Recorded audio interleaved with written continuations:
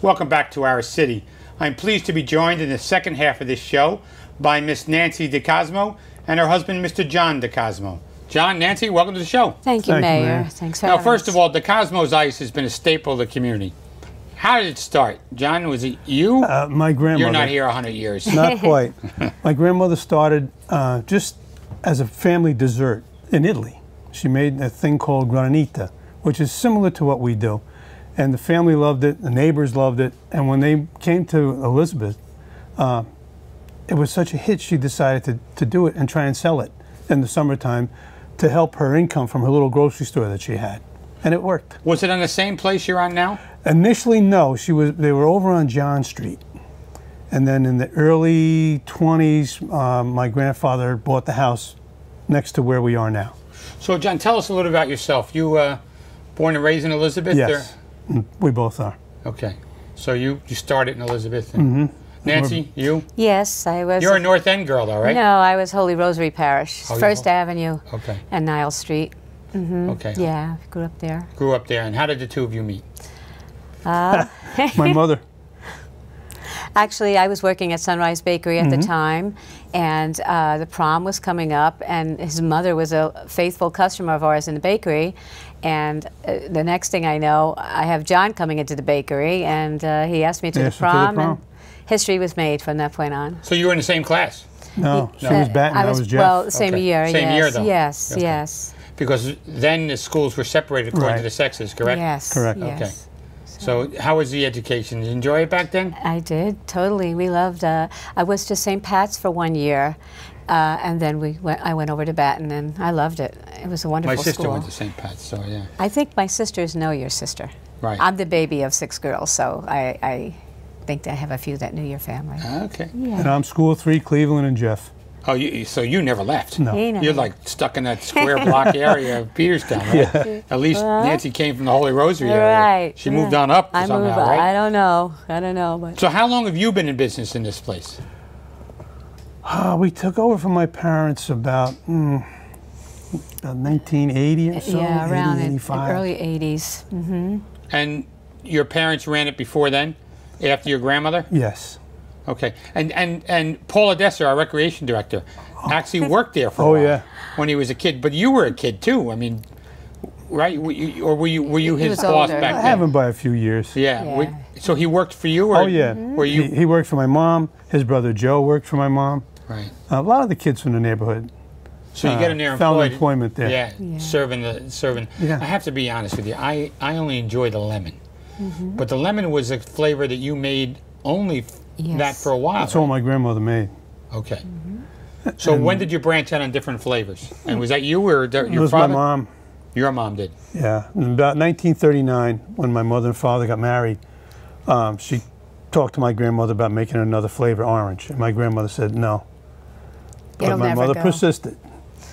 Yeah, she said it would never sell. And of course, it's history now. And then my mother-in-law added pineapple. Those were the first 3. And from there, then she expanded into the berries. And then when we came along, after we were married, we helped at the store all the time. And we suggested a few flavors. And from there, it just blew up. We're up to about 27 flavors now. However, there are only 4 at a time.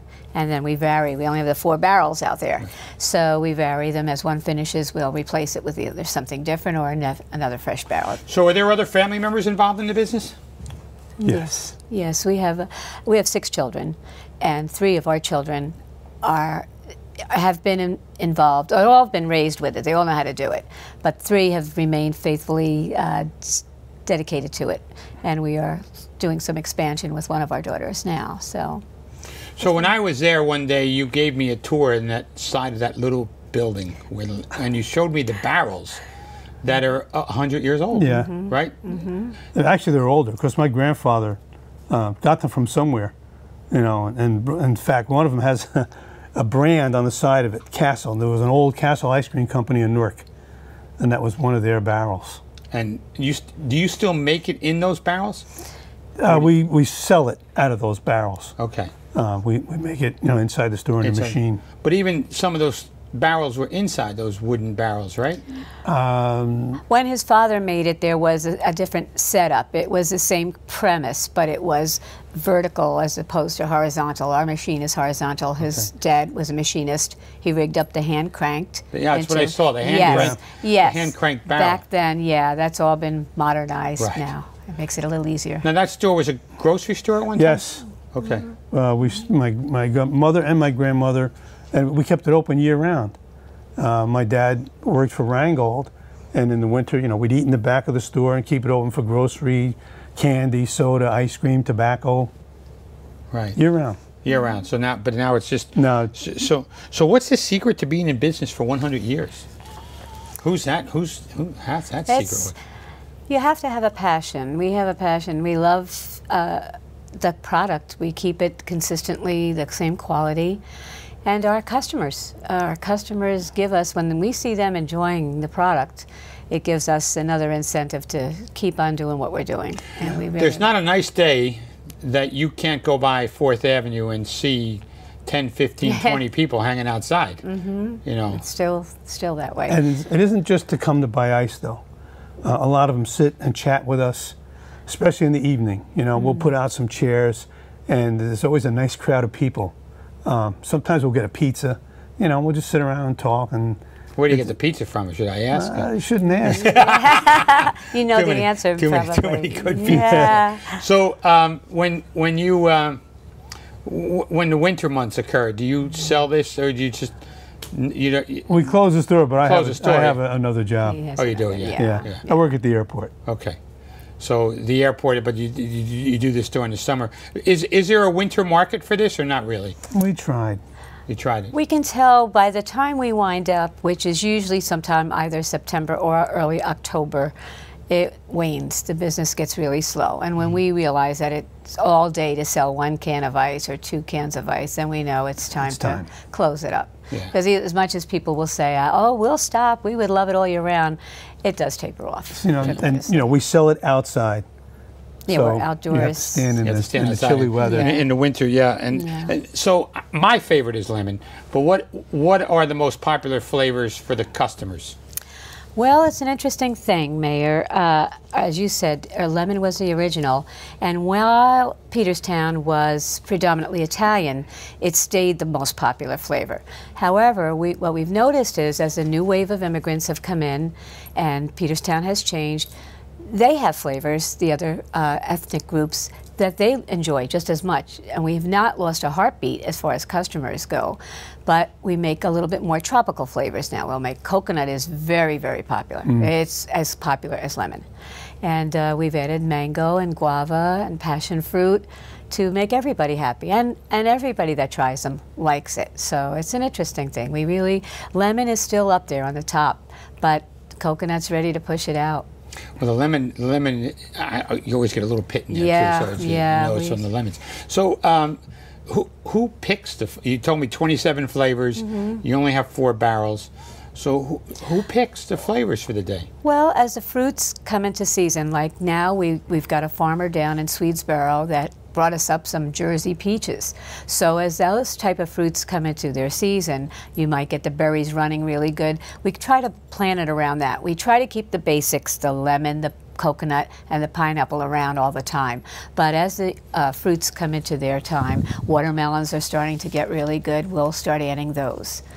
And that's pretty much, it's not a necessary. The only day that has a set flavor is Sunday, and that's chocolate day.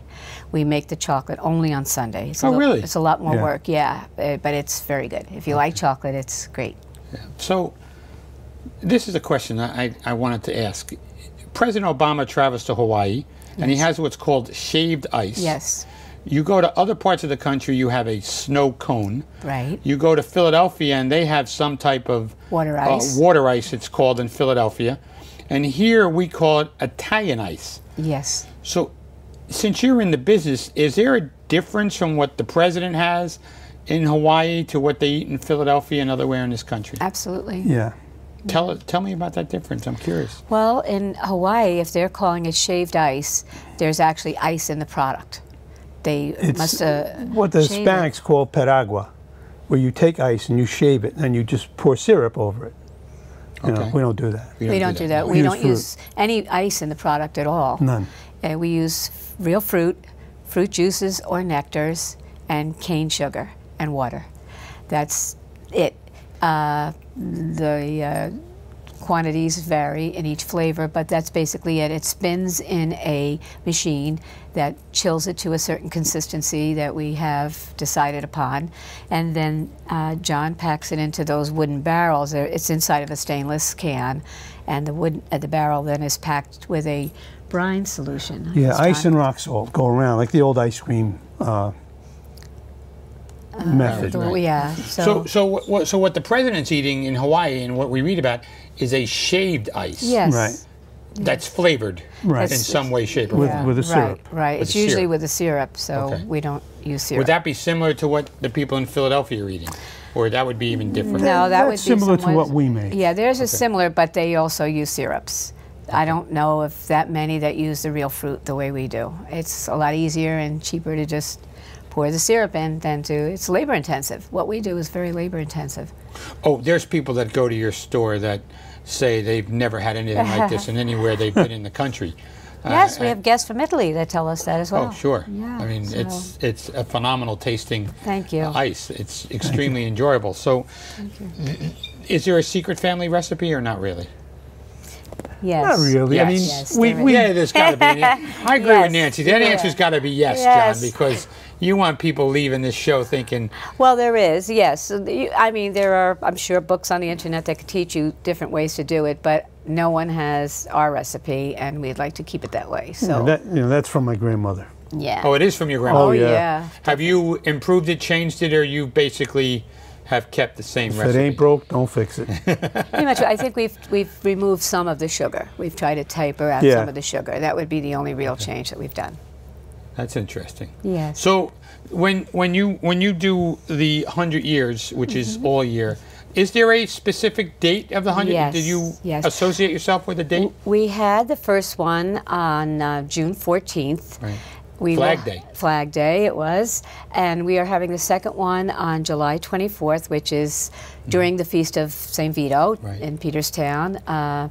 The Civic Association and Vito Mazza have put together a dedication night for us there. And the last date will be August 16th. Okay. And what we do during that time is we're kind of inviting people to do a pay it forward. We're selling the ices for the 100-year-old prices of a nickel. The small ice is going to be a nickel. It's in the paper pleated cup that they can squeeze and chew on. And what we've asked is that we have decided on 3 charities, the St. Jude's Children, the Wounded Warriors, and the food pantry at our local church, St. Anthony's. And we've asked people if we're giving it to you for a nickel, maybe you could give back. And they've been more, the first time was great. It was more really than generous. Great success. And it goes on all day long. So if you don't have to rush to get there, we'll have cake, balloons. The mayor is coming on the 23rd to I'm going to be there a day early because the 24th. That's okay. That's okay. By the way, we'll kick it off. Mayor, thank you so much. So I want to thank you for coming on the show. Yeah, whatever we need to do as far as keeping it clean, we'll do that as well, the 23rd and the 24th. Yes, that would be really nice. We need to tow any cars out of the way to get more cars in. Thank you. We just won't tell the owners, that's all. No, thank you so much. But thanks for joining us on the show, and I look forward to seeing you during the summer, and especially on the 23rd and the 24th. Very good. Thank you, Mayor.